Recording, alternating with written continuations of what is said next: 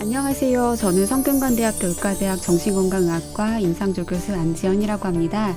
오늘은 여러분들과 함께 코로나 블루에 대해서 알아보는 시간을 가지도록 하겠습니다.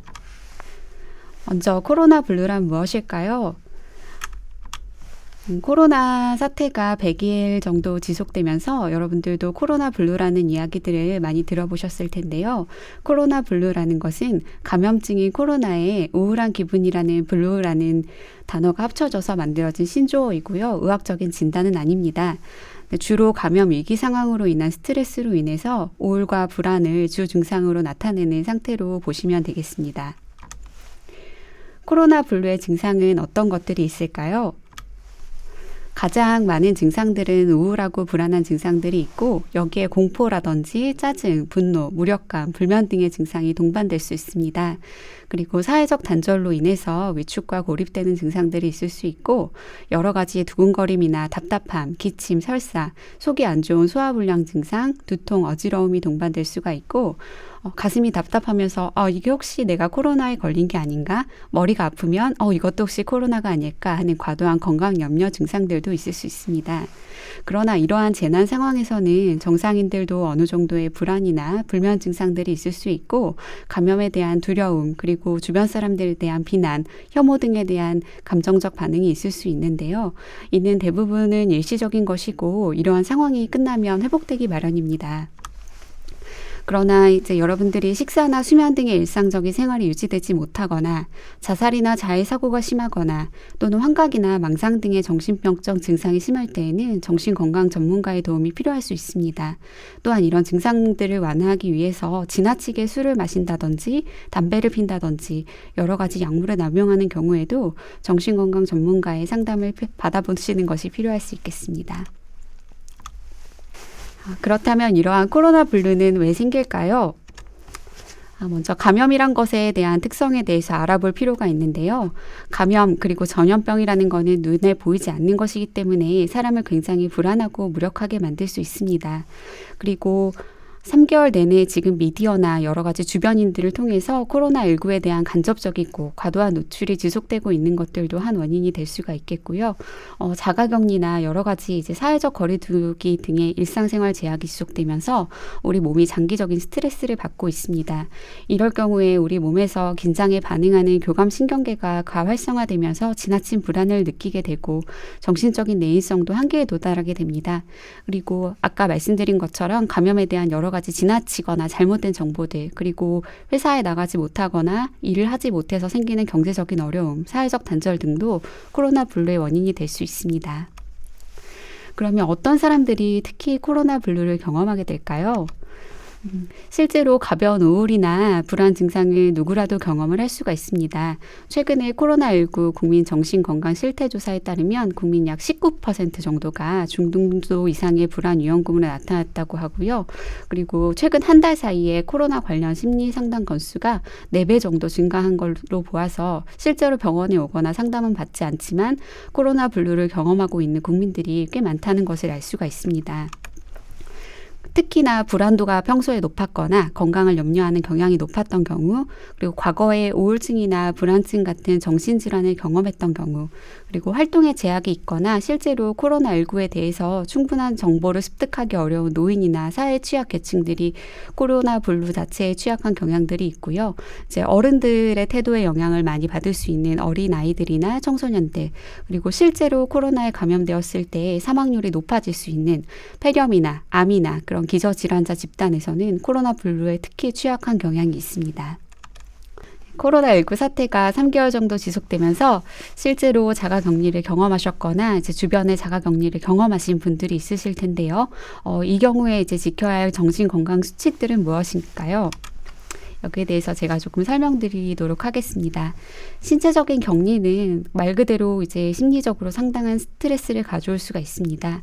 그래서 자가 격리 기간에는 평소처럼 생활 습관을 올바르게 하는 것이 가장 중요합니다. 규칙적인 시간에 기상하고 낮 시간에 누워있지 않고 햇빛을 많이 쬐는 것이 일주기를 유지하는 데 도움이 될 수가 있습니다. 그리고 영양소가 많은 식사를 챙기는 것들도 중요할 수 있겠고, 집안에서 나가지 못하더라도 집안에서라도 가볍게 운동하는 것도 중요할 수 있습니다. 그리고 가장 중요한 것은 내가 고립되어 있다, 내가 격립되어 있다라는 그런 생각들을 피하고 지인과 안부를 묻고 소통하는 것들도 중요합니다. 코로나19 확진자들도 이제 거의 오늘을 기점으로 17,000명 정도로 넘어가고 있는데요. 실제로 확진을 받은 분들의 정신건강은 그러면 어떨까요? 실제로 감염을 경험하신 분들은 이게 알 수 없는 그런 감염병이다 보니까 감염으로 실제로 사망하거나 또는 이제 이것 때문에 후유증이 남지 않을까 하는 것에 대한 극한 공포를 경험하실 수가 있고, 공황 증상이나 파국적인 생각까지 가는 경우들이 많다고 합니다. 또한 실제로 이제 본인이 수칙을 잘 지켰음에도 불구하고 가족이나 타인을 감염시켰거나 혹은 내가 혹시 또 그렇지 않을까 하는 거에 대한 걱정과 죄책감도 많이 경험하신다고 합니다. 또한 이제 타인이나 정부에게 감염에 대한 책임을 물으면서 비난하고 분노하는 경우들도 있고, 완치가 되는 경우에도 혹시 내가 이런 감염원으로서의 낙인이 남지 않을까 불안하신 경우들이 많다고 합니다. 이럴 경우에 이제 확진자 본인은 전염병은 이제 예측할 수 없는 현상이기 때문에 나는 가해자가 아니고 실제로 피해를 받는 사람이라는 것을 받아들이는 것이 중요합니다. 그리고 부적절한 공포감이나 불안에 휩싸이는 것보다는 실제적인 치료, 일상생활에 집중하는 것이 치료에 도움이 될 수 있습니다. 크게 숨을 쉬어본다든지 명상, 스트레칭 등의 신체 이완 기법들도 도움이 될 수 있습니다. 무엇보다도 회복에 대한 긍정적인 마음을 가지는 것이 가장 중요합니다. 또한 정부와 사회 구성원은 정확한 정보만을 제공해야 되고, 현재 이제 정부에서 취해지고 있는 인도적이나 의료적인 조치를 정확하게 공개하고 공유하는 것이 중요합니다. 또한 확진자에 대한 근거 없는 비방들, 이 사람이 특별한 종교에 속했다더라, 이 사람이 수칙을 지키지 않았다더라, 이런 근거 없는 비방이나 혐오를 멈춰야 되겠고, 함께 극복할 수 있다는 연대감과 배려도 중요할 수 있겠습니다. 그러면 이렇게 코로나 블루를 극복할 방법은 무엇일까요? 아까 또 설명드린 것처럼 기본적인 생활 수칙을 지키는 것들이 가장 중요하겠는데요. 코로나 관련 정보는 공신력 있는 기관에서 믿을 만한 것으로 하루 30분 이내만 접하는 것이 중요하겠습니다. 그리고 하루 2차례 시간을 정해서 심호흡이나 명상, 스트레칭 등의 이완 운동을 하는 것도 중요하겠고요. 사회적 거리두기는 하되 하루 30분 이상 밖에서 적절하게 산책을 하는 것들도 중요하겠습니다. 균형 잡힌 식사와 규칙적인 수면 주기도 중요할 수 있겠고, 가족과 친지, 그동안 이제 연락하지 못했던 동료들, 친구들에게 코로나를 빌미로 삼아서 너 건강하게 잘 지내고 있니? 그렇게 통화하고 문자하는 것도 중요할 수 있겠습니다. 또한 긍정적인 마음을 가지고 이타적인 마음을 가지는 것들도 마음의 면역력을 키우는 데 도움이 된다고 하는데요. 특히 내가 직접 가지 못하더라도 자원봉사에 참여하는 의료진이나 지원 인력들을 보면서 결속감과 연대감을 느껴보는 것들도 코로나 블루를 극복하는 데 도움이 될 수가 있겠습니다. 근데 만약에 코로나 블루 증상이 심각하다면, 즉 우울이나 불안 등의 정신적인 고통이 심하거나 일상생활과 업무를 수행하기 어려운 이런 증상들이 2주 정도 지속된다면 코로나19 통합심리지원단이나 지역에 있는 정신건강복지센터의 도움을 받을 수가 있습니다.